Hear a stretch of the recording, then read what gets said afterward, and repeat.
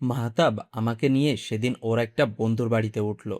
বন্ধুর পরিবারের লোকেরা আমাকে আর আমার মেয়েকে আপন করে নিল ক্ষণিকের ভেতরেই। ভাবির সাথে দারুণ একটা সম্পর্ক তৈরি হয়ে উঠেছিল আমার। বাবা কল দিয়েছিল রাতে।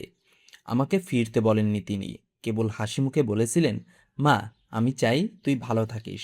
আমি জানি এখন থেকে তুই ভালোই থাকবি। আমার নাতনিটার খেয়াল রাখিস। আমি প্রতি সপ্তাহে দুবার করে তোদের দেখে আসব। মাহতাব পরের 3 দিনের জন্য অফিস থেকে ছুটি নিয়ে নেয়। সকালে উঠেই অফিসের নিকটবর্তী এলাকায় বাসা দেখে ফেলল। একটা 2 বেডের বাসা। মাসের শুরু। বেতনটা ব্যাংক অ্যাকাউন্টে ট্রান্সফার করা হয়েছে 2 দিন আগেই। এতে সুবিধাই হলো। মাহতাব বেতনের 60,000 টাকা উঠিয়ে নিয়েই সেখান থেকে 20,000 বাড়িতে পাঠিয়ে দেয়। বাবার ইনকাম যথেষ্ট হলেও মাহতাব বরাবরই 20,000 মায়ের হাতে এবং 20,000 আমার হাতে তুলে দেয়। আমার টাকাগুলো আমি ডিপোজিট করে রাখতাম। বাকি টাকার কিছুটা বোনের কাছে এবং নিজের হাত খরচের জন্য রাখতো। বাড়ির খরচ বাবার টাকাতেই চলতো। এখন তো পরিস্থিতি ভিন্ন।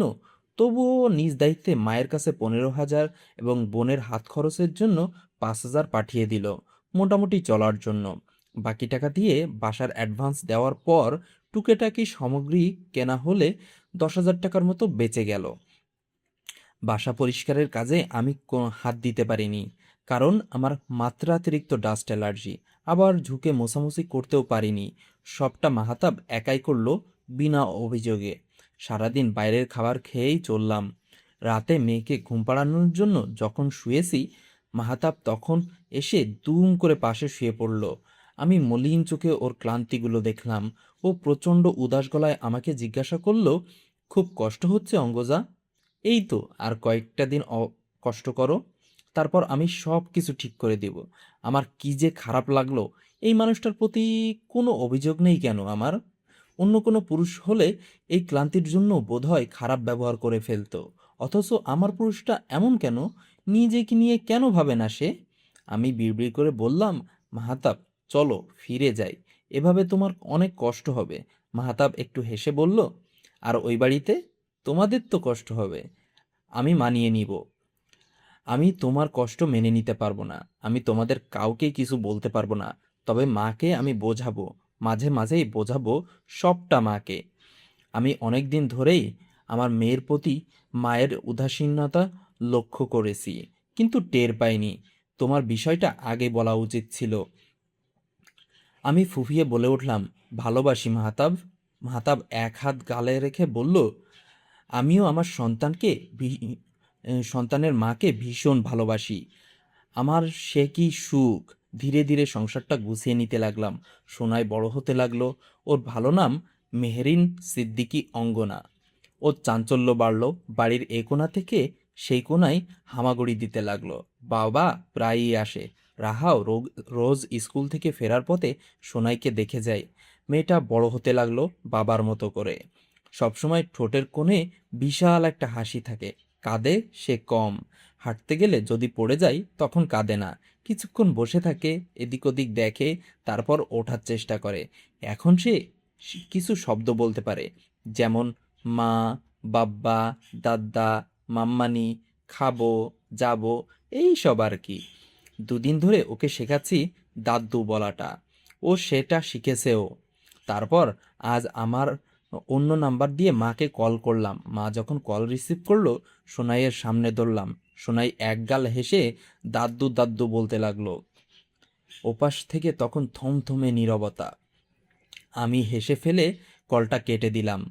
এরকম কাহিনী আমি মাঝে মাঝেই করতে লাগলাম। সোনাইকে নিয়ে আজ একটু বের হয়েছিলাম কিছু কেনাকাটা করার জন্য। রাস্তায় মায়ের সাথে দেখা হয়ে যায়। তিনি এড়িয়ে গেলেন না। এগিয়ে এসে আমার দিকে তাকিয়ে জিজ্ঞাসা করলেন, কি খবর? আমি মুচকি হেসে বললাম, আলহামদুলিল্লাহ মা, আমি ভালো আছি। আপনি কেমন আছেন? যার পোলা বাড়ি ছাড়ে সেই মা ভালো থাকেই বা কি করে?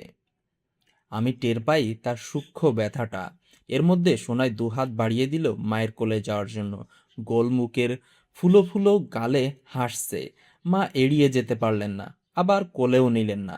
কেমন একদৃষ্টে সোনাইয়ের দিকে তাকিয়ে রইলেন। গাড়ির হর্ন বাজতেই মা সদ্বিত শক্তি ফিরে পেলেন। এদিক ওদিক তাকালেন, তারপর বললেন, আমার পোলাকে আমারতে আলাদা কইরা ভালো করো নাই। এটা বলেই মা চলে গেলেন। আমিও ফিরে এলাম। তারপর কোইন্সিডেন্টলি মায়ের সাথে আমার একাধিকবার দেখা হতে লাগে। এক রাতে বাবা আমার ফোনে ভয়েস মেসেজ পাঠায়। সেখানে মা আর বাবার কথোপকথন ছিল। সম্ভাব্য মায়ের অজান্তে তা রেকর্ড করা হয়তোবা। মা বলেছিলেন, জানেন বাবুর আব্বা, মাইয়া ডানা এক্কেবারে বাবুর মতো দেখতে। আমার বাবু ছোটকালে যেমনে খালি হাসতো না, অমনে বাবুর মতো ডান গালে একটা টোলও আছে। আর চোখও ছোট ছোট হয়ে যায় হাসার সময়, খালি তাকায়া থাকতে মন চায়। বাবা বললেন, তুমি না মেয়ের আর মেয়ের মায়ের ব্যাপারে কত কথাই বলছিলা। মায়ের থেকে অনেকক্ষণ বাদে উদাস গলায় কথা এলো, পাশের বাড়ির ভাবিরা আমার নাতনির গায়ের রং নিয়া যেমনে চোখ মুখ কোঁচকায়, আমার সেটা খারাপ লাগে। সেদিন ভাবি তো মেলা কথাই কইল, মাথার রাগগুলো অঙ্গজার উপরে এসেই ঝেড়েছি। আমার উচিত হয় নাই, আমি সেটা মনে করি। তাইলে কল দিও কাল ফিরতে। কইলেই ফিরবো? বাবা বললেন, চেষ্টা তো করে দেখতে পারো। মা চেষ্টা করলেন না, কথাও বললেন না আর। এভাবেই আরও কয়েকটা মাস কেটে গেল। ও বাড়ি থেকে চলে আসার প্রায় 1.5 বছর হয়ে গেছে। একদিন মাহতাব সন্ধ্যের আগেই অফিস থেকে চলে এলো, সাথে মাকে নিয়ে এলো। আমি প্রচণ্ড অবাক হয়ে গেলাম। মাকে ভেতরে এনে বাড়ির এদিক সেদিক দেখাতে লাগলো। আমাকে বলল মায়ের পছন্দ মতো রান্না করতে। আমি রান্নায় লেগে গেলাম। সোনাই রুমেই খেলছিল। মাহতাব গোসলে গেল। আমি রান্নার এক ফাঁকে সোনাইকে দেখতে রুমে আসি। ভিড়িয়ে দেওয়া দরজার এক প্রান্তে দিয়ে সোনাইয়ের পাশে মাকে বসে থাকতে দেখলাম। সোনাই তার প্লাস্টিকের খেলনাগুলো নিয়ে খেলা করছে। একটা একটা মায়ের দিকে তাকাচ্ছে, আবার খেলছে। মা চুপ হয়ে ওর দিকে তাকিয়ে আছে। আদর করছে না, আবার ফেলেও দিচ্ছে না। কেমন যেন বিমুগ্ধ চোখে আমার মেয়েটাকে দেখে যাচ্ছে। প্রশান্তির শীতল হাওয়া আমার অন্তর ছুঁয়ে গেল। আমি দৌড়ে রান্নাঘরে এসে রান্নায় মন দিলাম। মাহতাব গোসল ছেড়ে বেরোতেই ওকে জিজ্ঞাসা করলাম, মা এলো নাকি জোর করে নিয়ে এলে তুমি ওকে? মাহতাব এসে হেসে বলল, এভাবে আসতো নাকি? আসতে ইচ্ছে হলেও আসতো না, তাই জোর করেই নিয়ে এলাম। আমি আমার দায়িত্বশীল স্বামীকে মুগ্ধ চোখে দেখে গেলাম শুধু। যাওয়ার সময় মা বারবার পিছে ফিরে চাইছিলেন। আমি বললাম, মা একদিন থেকে যান। মা তাতেও রাজি না। মাহতাবের হাত শক্ত করে ধরে বললেন, আব্বা ফিরে আয়। মাহতাব নিশ্চল আওয়াজে বলল, তোমাকে রেখে বাবা কখনো অন্য জায়গায় থেকেছে মা? তুমি নানু বাড়ি গেলেও তো বাবা ওখানে গিয়ে থাকতো। মা চুপ থাকলেন। মাহতাব আবারও বলল, তাহলে আমি কিভাবে ওদের রেখে যাই? মা হয়তো খুব করে বলতে চাইলেন ওদের নিয়েই আয়, কিন্তু বলেন না কিছু। প্রলম্বিত শ্বাস ফেলে চলে গেলেন তিনি। এরপর সম্ভবত আরও কয়েকটা মাস কেটে যাওয়ার পর একদিন হুট করেই মাহতাব আমাকে বলল, একটা জায়গায় নিয়ে যাব তৈরি হয়ে হতে। আমি সোনাইকে নিয়ে তৈরি হলাম। মাহতাব আমাকে চমকে দিয়ে আমাদের বাড়িতে নিয়ে এলো। মা দেখে অবাক হলেন প্রচণ্ড। চেহারায় বিস্ময়ের সাথে একঝাঁক খুশি নিয়ে জিজ্ঞাসা করলেন, চলে আসছিস তোরা? যেন তিনি চান আমরা থেকে যাই। কেবলমাত্র ইগোর জন্য মুখ ফুটে বলতে পারছেন না। মাহতাব জবাবে হাসল, কিছু বলল না। রাহা এসে আমাকে জড়িয়ে ধরল। দুপুরের খাওয়া দাওয়া শেষ হলো। আরও কিছুক্ষণ থাকার পর হুট করেই মাহতাব বলল, আবার একদিন আসবো মা, আজ যাই কেমন? মা সঙ্গে সঙ্গে বলল, না গেলে হয় না। মায়ের আওয়াজ ভেজা। মাহতাব মায়ের দুগালে হাত রেখে কপালে চুমু খেয়ে বলল, আবার আসবো। মা হয়তো কেঁদেই দিতেন। আমরা তখন বিদায় নিয়ে চলে এলাম। তারপর একদিন আমার ফোনে মায়ের কল আসে। মায়ের গলার স্বর ভেজা। কেমন আছো অঙ্গজা? আলহামদুলিল্লাহ। আপনি? খালি বাড়িতে ভাল লাগে না, সারাদিন একা থাকি। মইড়া পইড়া থাকলেও কেউ জানবো না। এভাবে বলছেন কেন মা? কেমনে কমু আর? মায়ের কথা শুনে খারাপ লাগলেও বাচ্চামো দেখে হাসিয়েও পেল। আমি জিজ্ঞাসা করলাম, আমরা কি আসবো মা? আয়সা তো চইলা যাও। আপনি কি চান আমরা এসে থাকবো? এখন কি মাইক লাগাইয়া কখন লাগবো? মা রেগে যাচ্ছেন। আমি হেসে ফেলে বললাম, মা আসছি, দাঁড়ান। কল কেটে দিলাম। মাহতাবকে কল দিয়ে বললাম, আমি বাড়ি ফিরবো। অফিস থেকে সোজা ওই বাড়িতে এসো, আর এ বাড়ির সব কিছু ও বাড়িতে নেওয়ার ব্যবস্থা করো।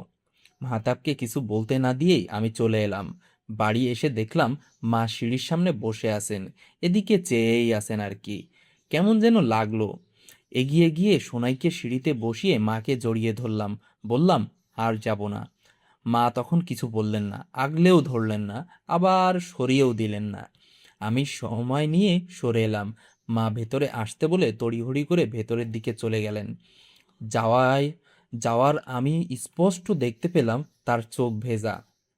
রাতে মাহাতাব এলো, মায়ের কাছে বলল, মা, মানুষের কথার জাল খুবই শক্ত, কারো কথায় পেঁচাবে না, কেমন? তোমার মন মস্তিষ্ক তাদের শব্দরা কন্ট্রোল করতে পারে। আমার মা এত দুর্বল নাকি?